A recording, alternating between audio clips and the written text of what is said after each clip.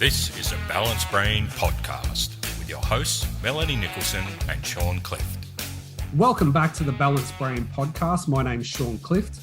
I'm joined by my very good friend and co-host, Melanie Nicholson. Melanie, how are you? I'm great. Thanks, Sean. How are you going?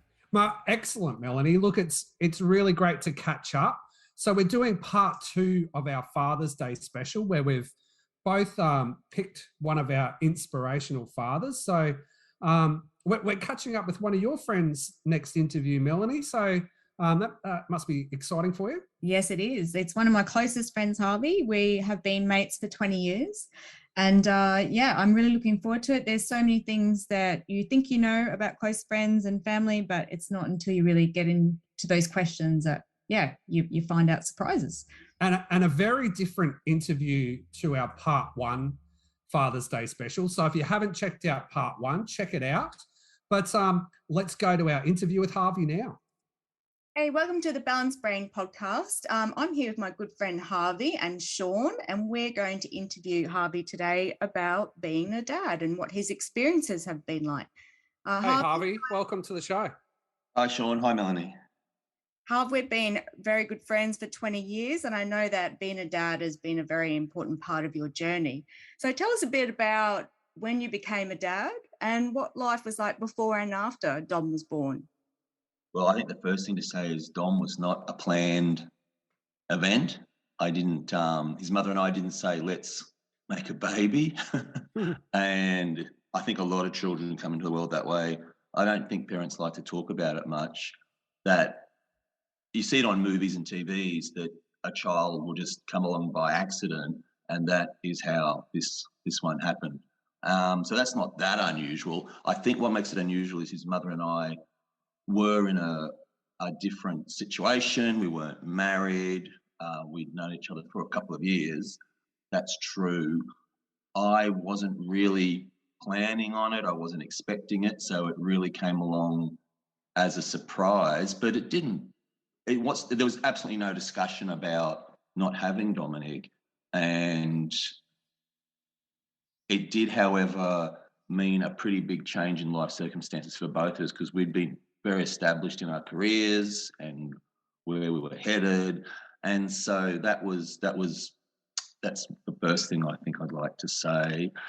The other thing is, it was not easy once he was born.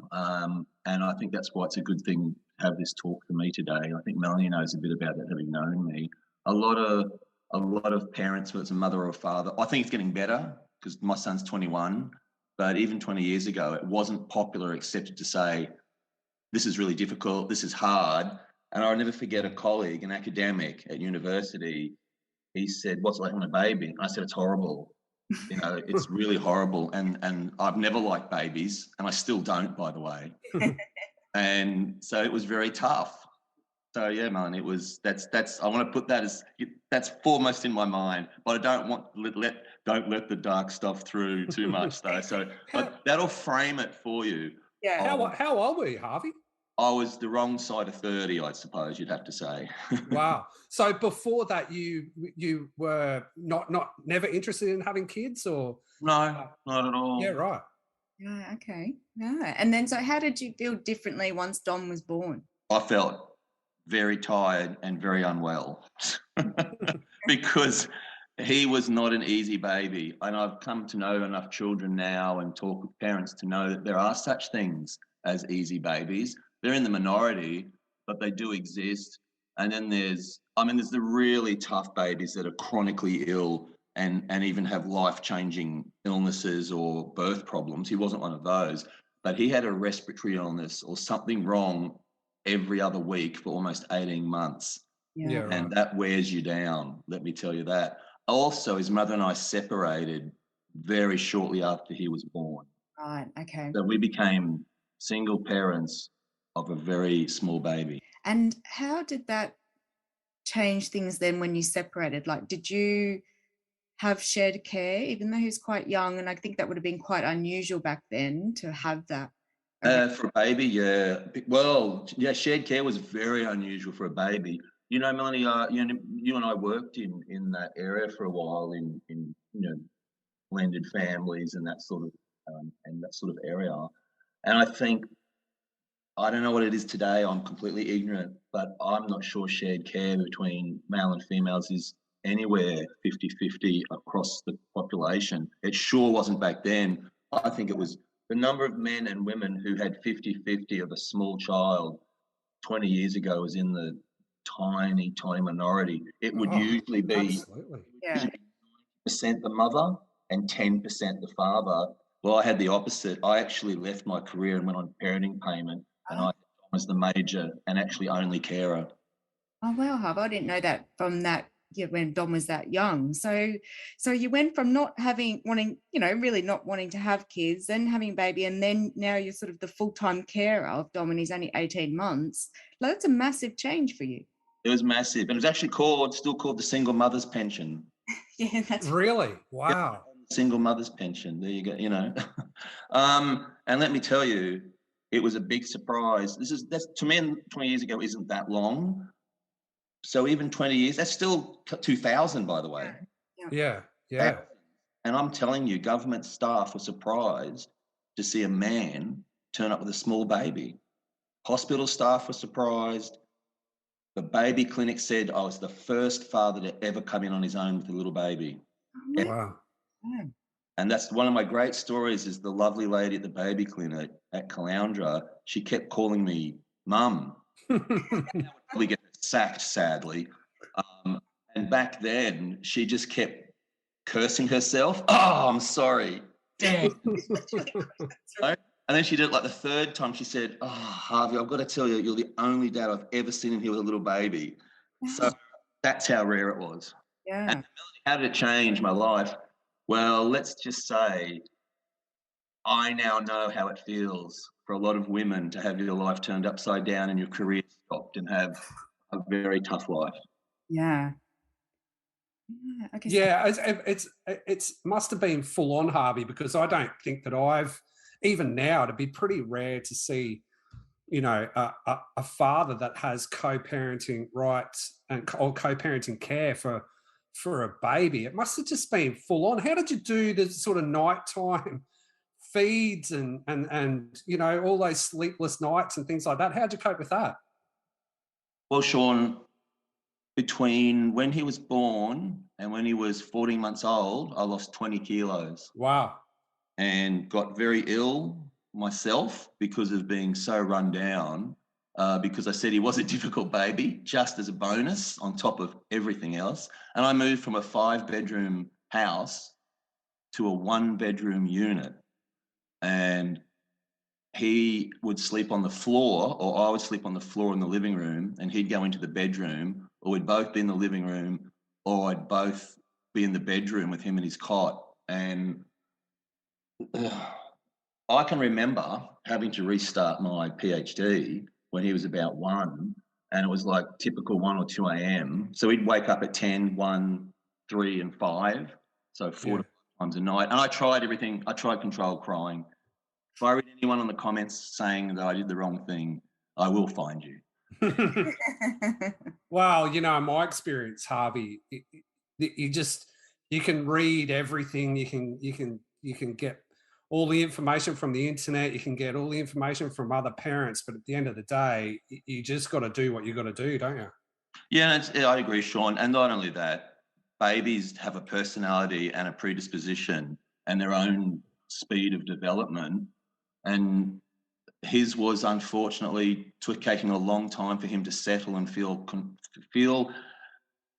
probably relaxed. And I think that was a reflection of myself, because when my life circumstances changed drastically when he was about 20 months old, he started sleeping through within a week, and his development accelerated. I gained weight, and that was all because I think my own stress and unhappiness possibly were communicated to him as a baby. And you do hear about those types of ideas now, that a baby can pick up if a mother, in inverted commas, is upset. And if you look at, even I've got a puppy at the moment, and you can tell, the puppy can tell when I'm annoyed with just a look or a tone. And I suppose Dominic, the poor kid, as a baby, was picking up on that. And if I had have been a bit more happy and a bit more content and not poor and not in debt and not leaving my career and not on my own and not very sick, maybe he would have slept better through the night. Oh, there's no doubt about it. They pick up on the emotion around. They pick up on your energy. I completely believe that. Yeah, thanks, Sean. So, Melanie, I know that's as I said, the baby stuff, it does get better. If the audience can just stay with me, this gets way better. But those first 20 months were easily, everyone says this though, they were the hardest in my life. They were profoundly hard as a man with a small baby. But you know what? Once he was a toddler, it was awesome. That was fantastic. So, and you do forget it. It took me a long time to forget it. I can remember when he was a toddler, 2, 3, 4, 5, and 6 years old, I was very sad that those baby years, I missed them. I was there more than any father I know, but I wasn't there. I was so upset. Yeah, okay. And life was so difficult. I think I'm going to get upset just talking about it. Right. So I'm not. So I still, even 20 years later. So there you go. It still upsets me that I didn't get a chance to enjoy my baby. Yeah. His life was so difficult, and you can't get that back. No, it's completely understandable. If you're under that much pressure and that much stress, it just takes all that enjoyment away. Yeah, so that's sad, and I don't look at the photos very often. In fact, I only looked at them about 2 weeks ago. I hadn't looked at them in about, I don't know, 2 or 3 years, and it was tough. So let's talk about the toddler years then. What sort of changed? What was, where'd you see the positives there? What was going on in your life at that time? Well, so being completely alone was you know what I mean, it was probably good in a way. I mean, it would have been ridiculous to have a girlfriend or go out and grab some chick from the pub just to be a mum. That might happen, I think, in some cases. So I was determined to do it on my own, and it was the sensible thing to do. So I did. So what happened was when he was, 20 months old, and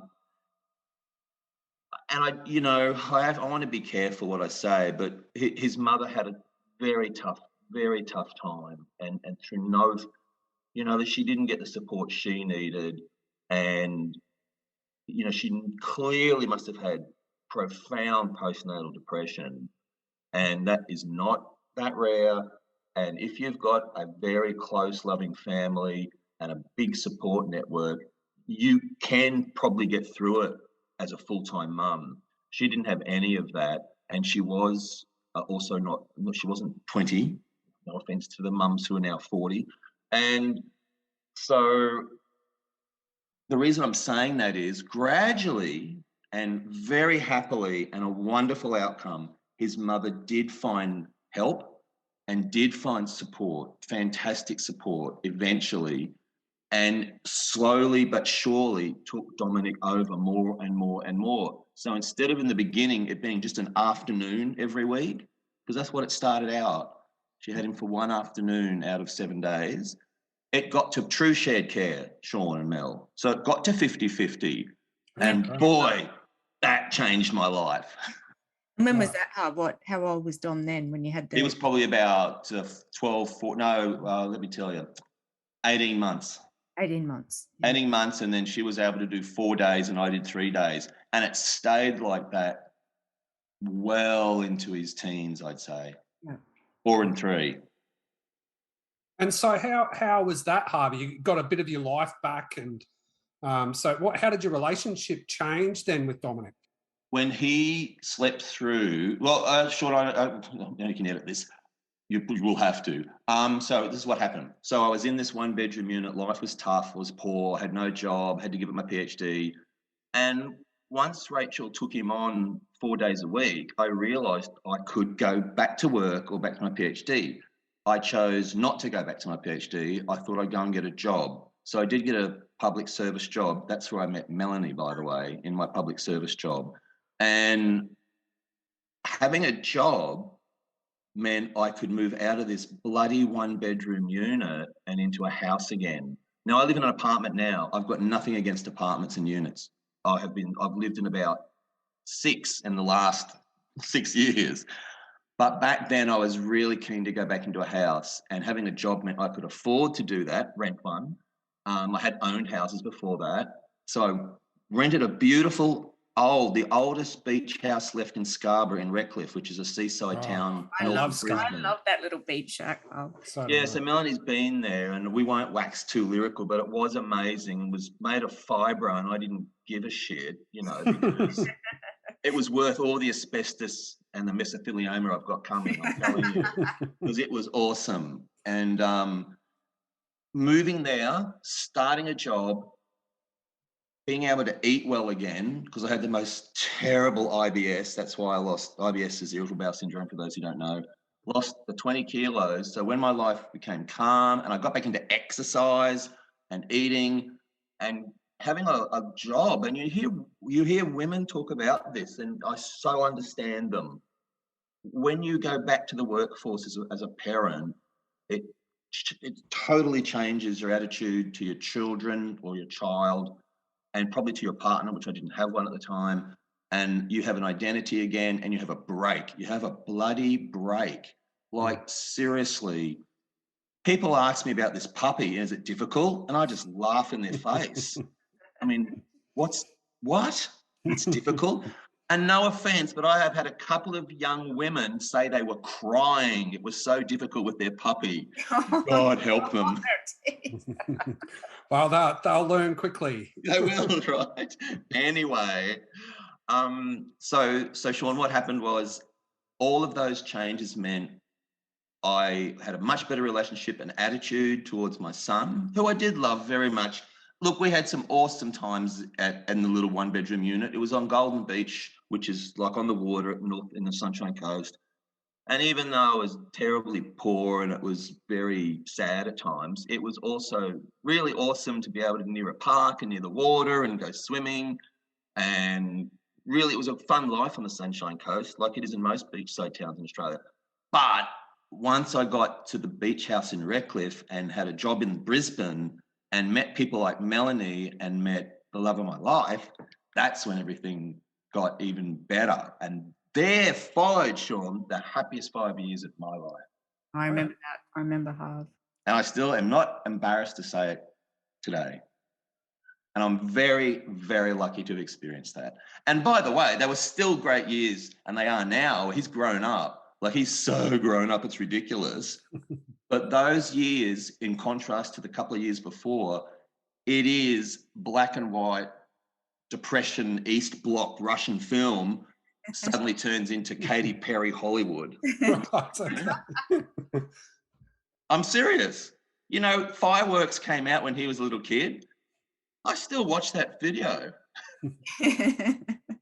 And Dom's he's a beautiful man. I mean, he's 21 now. He's sensitive, and I know that you have maybe a different relationship with him than other dads, because you're more, there's an equality there, right, between you and Dom. Like, you never treated him like a kid, or like, you've always respected him as his. Yeah, it's a complex one, Mel. His own person, and encouraging that in him, and probably more as a mentoring. Oh, that's actually true. I would say that I have not been a traditional dad, and I do not mean this because of those first 2 years as a single mum. Excuse the pun. No, I have not been a traditional dad all the way through. So much so that I was banned from going to any parent-teacher meetings his entire school life. Okay. You can elaborate on that if you like. Did you not know that, Melanie? No. Not a single one. And I had to respect that, Why? Give us what? Look, I went to a couple I went to a couple of them when he was in primary school, but found them so useless. I was glad not to go to any more. And his mother had that stuff pretty well covered. He also went to a Catholic school, and it was a really cool Catholic school. The principal was like a bikie, who smoked out the front of the school, and I could see the parish admin didn't think much of him. So I was very welcome there, actually. but I was still cut a strange figure. And I know we're on radio, not on radio, on podcast, so you don't see me, but I actually don't present as a dorky Australian middle-aged father. I don't look like one. I don't behave like one. And when you're a kid, a little kid, that's sort of cool. But when you're a teenager and your father's liable to say something incredibly politically incorrect, and I don't mean in a jokey way because he's out of date. I mean in a really good, fun way. But dads aren't meant to be in a good, fun way. They're meant to be dickheads and dress badly and have one shoelace undone and a pot belly.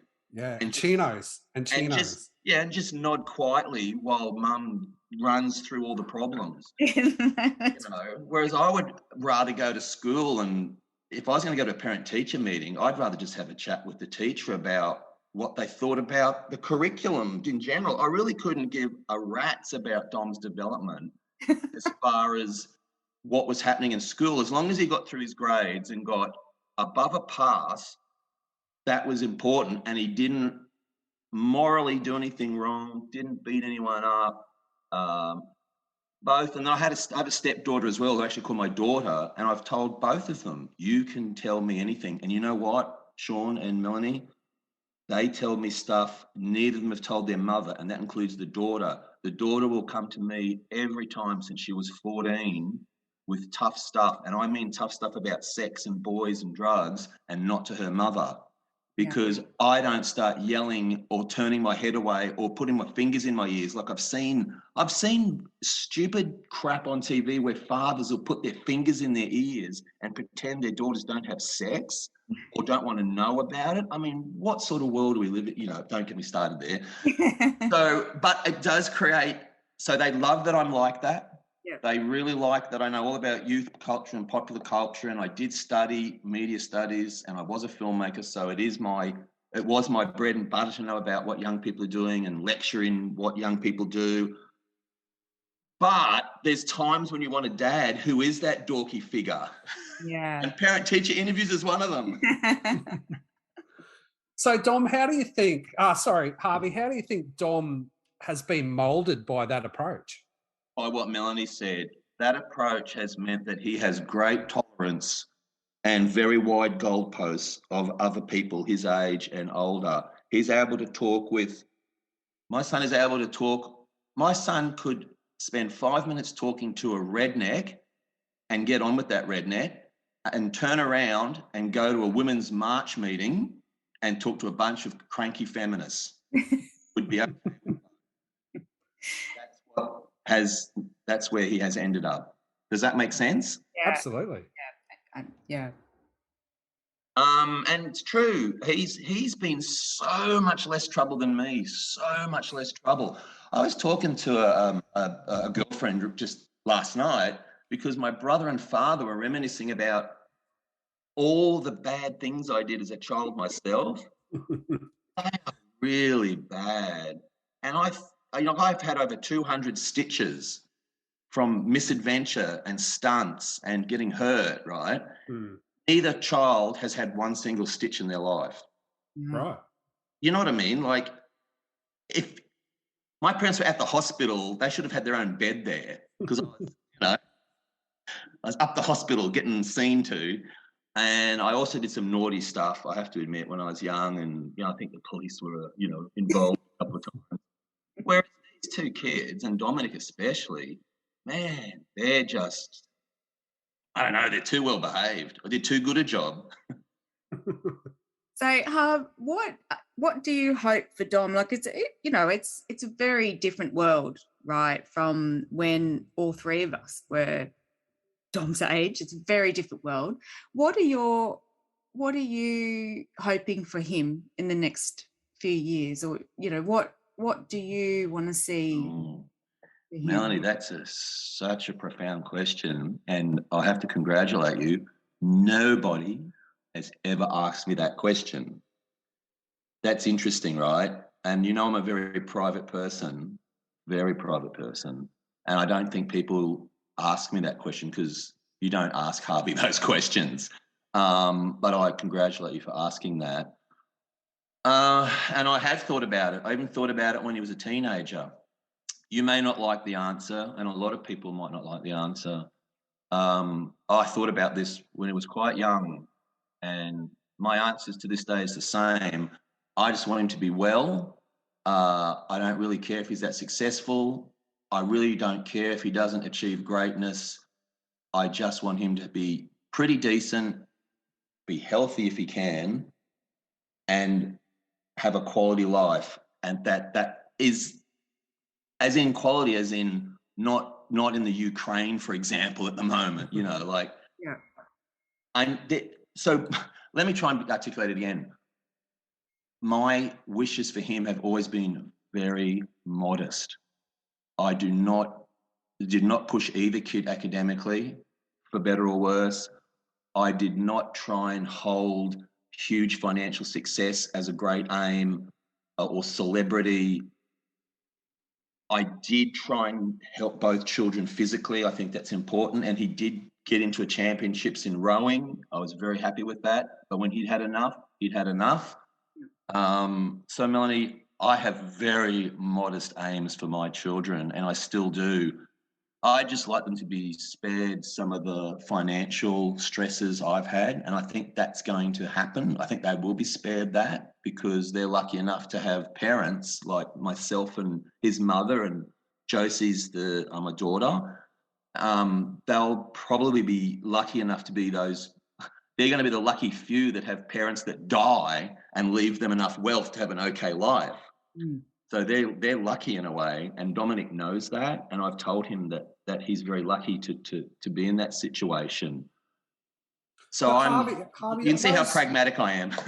those hopes that you've got, though, that they may be basic, but they're very fundamental for all of those things that can happen from there. I mean, if you're focusing on those fundamentals, and I would agree with that. I've got a 6-year-old. I was very late to parenting, and they're very similar hopes to what I have, because I think if as a parent or as a father, my opinion is similar, is if they're healthy and they're happy and they're content, the success and the money and all of that can grow from that. But without those really basic fundamental hopes, that they can't get that. Yeah, I mean, I do encourage them to. So Josie sometimes gets an idea for a business, and I help her with that. She asks me about whether she should take a promotion in her job or go to a different place. I help her with that. And Dominic he wanted to get into the Air Force, but failed the medical on grounds of his feet, Melanie. I don't know if I've told you that story. Did it? Flat feet, not flat feet. They still don't. No, he has ingrown toenails that are so bad.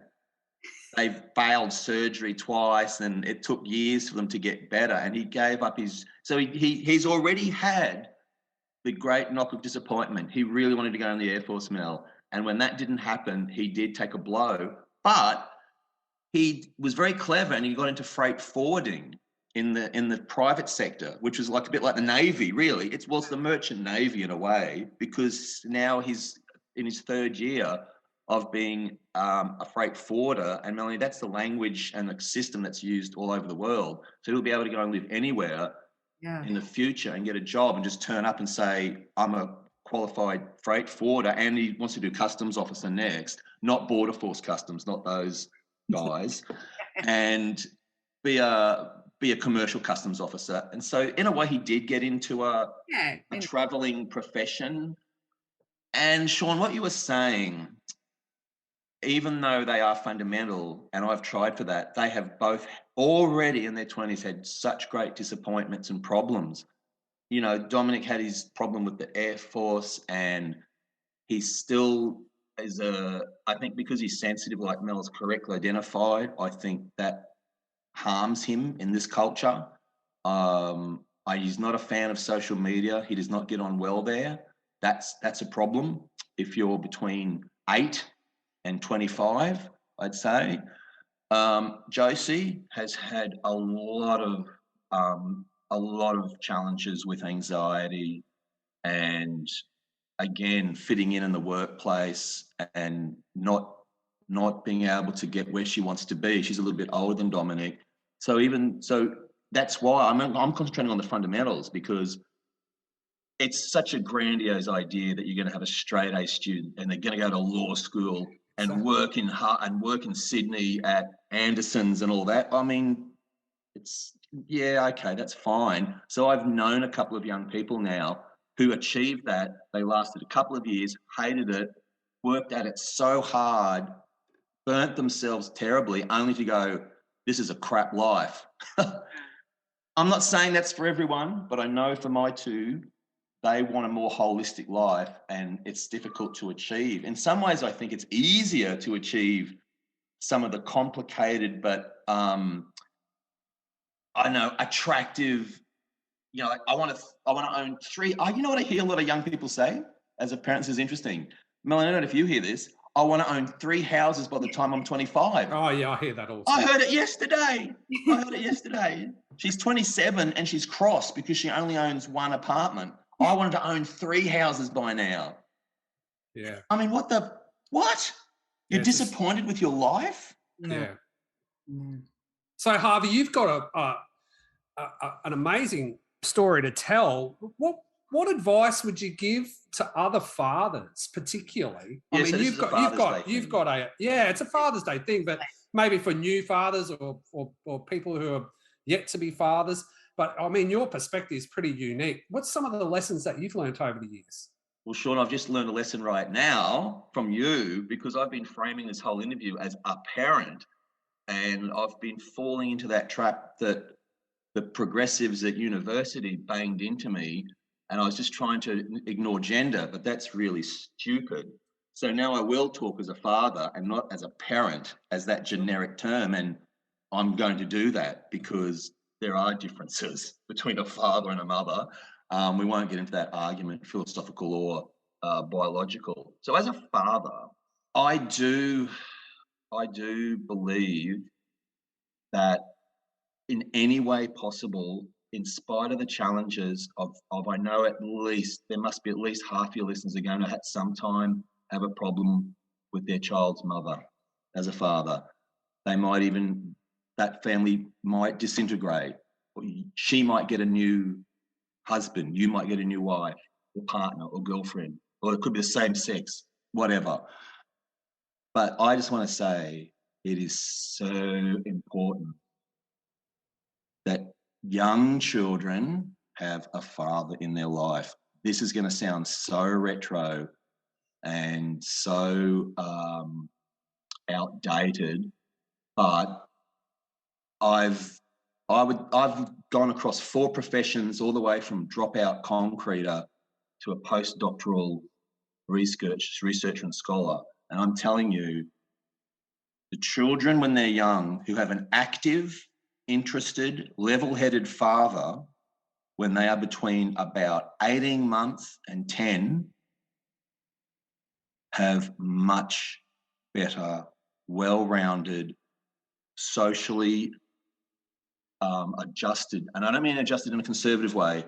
They can handle society, and for boys particularly, they can handle their masculinity really well because they had a goddamn model.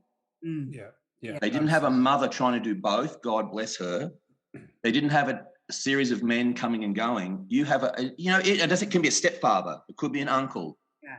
For those poor kids that don't have a father around, but having a man, particularly a father, is still so socially important. I'm sorry to all of the multifaceted ideas of what a family is, but I'm telling you, just as people are still getting married, Melanie, most children when they're young want to go to school and say, my dad does this, my father is doing this. And sometimes you might hate your dad and your mum, or both. But not having an active, present father isn't just difficult for a child to talk about and probably to live with, but having and I'm proof that you don't need to be in. So I am proof of the progressives' argument. I wasn't. His mother and I weren't together from when he was weeks old. Yeah. And yet he has grown up with an incredibly good, I think a little bit of a good male role model with an active father who was there and is still present. You can do it. And So don't listen to any BS about the fact that you don't need to have a father in a child's life. That is cruel BS propagated by a noisy, small minority. Yeah.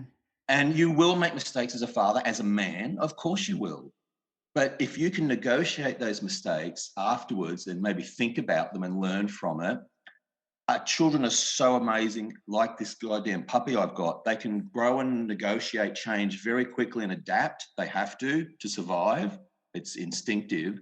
So, yeah, to any fathers listening, it's bloody hard, I know. So I am talking to the fathers who are in difficult relationships or in relationships that have blown apart or about to.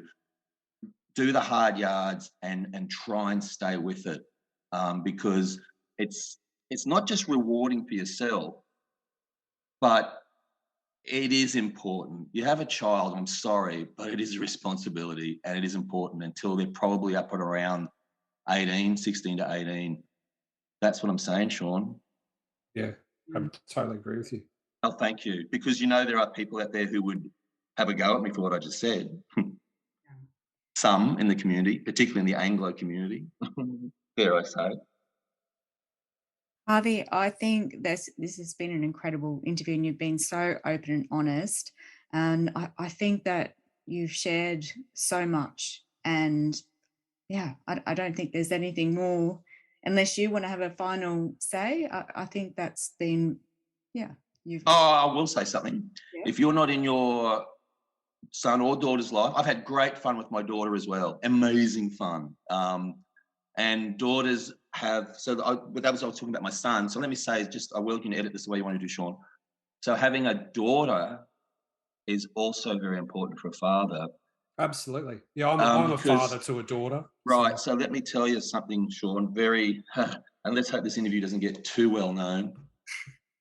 So having known girls in their 20s who didn't have a father figure, it's not good. It also causes problems, a really different set of challenges and problems. Those girls who either have a neglectful father or, God forbid, that happens, a violent or abusive father, whether it's psychologically or physically, they suffer so badly. And I just don't mean from the physical damage. That's probably, even if it's just a minor slap on the wrist, but the psychological damage that fathers do by giving their daughters a hard time or ignoring them, or not trying to engage with them or not showing them real care and love, that's also very damaging. And it seems to really come out in young women in their late teens and 20s, and it can completely destroy those girls and send them on a very destructive path. I'm only talking from experience. I am not talking from a large study experience. So I want to say that, Sean, as well. Sure. Both genders, you as a father, it's so important, and I won't hear anything of it. And I have the patches. Can I end on a funny note? Yeah, absolutely. So I've only ever done this maybe 3 times in my life, right? If I'm out somewhere and there'll be a woman with a bee in a bonnet, a mother, and she's absolutely pouring SHIT on fathers and men, how they don't do enough and they don't know what it's like. I usually just let them go. And I say to them, I know what it was like. Here's my brief story. And I've never felt the need to say what you're saying. I just did it and I stay quiet about it. Yeah. And it's been a blessing to do that. I don't want to. So I've earned my patch of being a single mum. And I'm so proud of it. I'm so proud of it. You got no idea. And it was horrible. I don't like to talk about that and start yelling about it. Jesus Christ. Why bother? Why be cruel? Everyone's on their own journey, and that's Yeah. I spent a bit of time as the stay-at-home dad myself, and it was a very odd experience around some people at times. As I felt that also. So Harvey, what's Father's Day involved? Is there any sort of rituals or celebration, or how do you usually celebrate Father's Day? It's very interesting. With Dominic, with my son, it has been the cliche when he was young of his mum or the childcare workers or the school make you some doofus present. Oh yeah. And quite frankly, I don't think I've got any of them anymore. No. So, I just went down in the stakes of being a good father. But that stuff's really sweet. I think when Dominic got him to our teenage years and like now, it means going to see a movie because that's our favourite thing. Josie's different because she has a biological father who's very distant and very estranged. So she always touches base with me and is very lovely, and it's a pretty laid back affair. There's no dinner, there's nothing like that. You know what, Sean? I don't even know when it is. When is Father's Day? I've got no idea.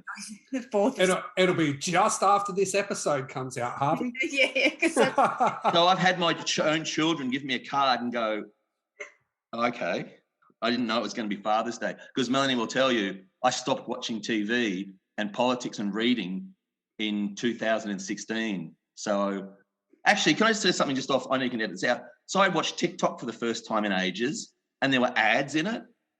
Right. So I didn't, and I haven't actually seen any advertising in years because I pay for premium YouTube and premium Spotify. I don't watch TV. So I actually saw advertising for the first time in years today. There you go. Did you just rush to the phone and start ordering stuff? There's a lot of ads for betting and gambling. Oh, there you go. God, it is unbelible. It is They're everywhere. So I guess Father's Day is for me not that. It doesn't really. I don't know. It doesn't really mean a lot. I hope that this interview might mean something to some people for Father's Day, but I'm sure it will. I'm really sure it will. So Harvey, thanks for joining us. What about something funny? You got any sort of funny memories of when maybe fatherhood sort of turned bad or anything like that? I can remember Dominic and I. He was 6 or 7, and we went to Sydney because they had a huge Lego museum display on, and he loved Lego so much that there was about 30 big Lego pieces in the house. So there's 2 funny parts of the story. One thing is a fellow academic came round to the house, the beach house, and he said, "Your house has Lego cancer." Because the whole house is being overtaken by Lego. That's pretty funny. So I tell you that because the Lego is so important to Dominic in his life and still is. I actually have a Lego from him from Christmas I haven't made yet. Anyway, so we went to Sydney and I got sick, like proper influenza sick, second time only ever. And I actually had to go to bed the whole day. And he's like 6 or 7, are in a Meriton, like in the center of the city, and he's like 6. So I just put on some videos and I was so sick, I thought, I don't think I can even deal with him or do anything. Or I actually just wanted to go to hospital. And I did eventually, by the way. I actually did end up in hospital. But it was so funny. The next day, I did actually, he doesn't know this, but I had access to speed. And this is why I ended up in hospital, because I took speed to get me through the friggin' Lego exhibition.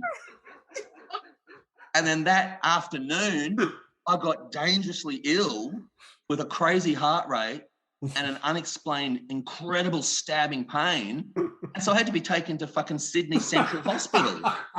My auntie had to come and look after him, get me out, like, in my residency at the Meriton, they gave me tons of these. I didn't tell them about the speed. I told them I took a whole lot of cold and flu with ephedrine in them. The same thing.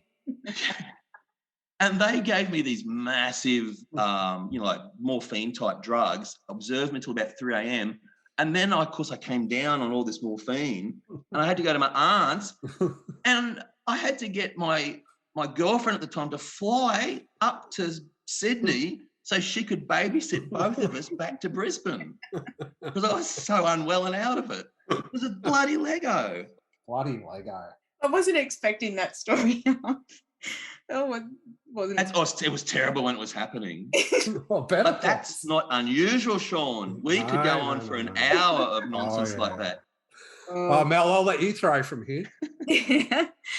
Well, that's been an incredible interview and open and honest and funny. Thank you so much. You're very welcome. I really Harvey. like talking to you. Thanks, Sean. It's been a pleasure, and keep up the good work. Oh, thank you. Yeah. All right, thanks, guys. Thank you. See you guys. Thanks, guys. God, that'll be a bloody challenge to edit.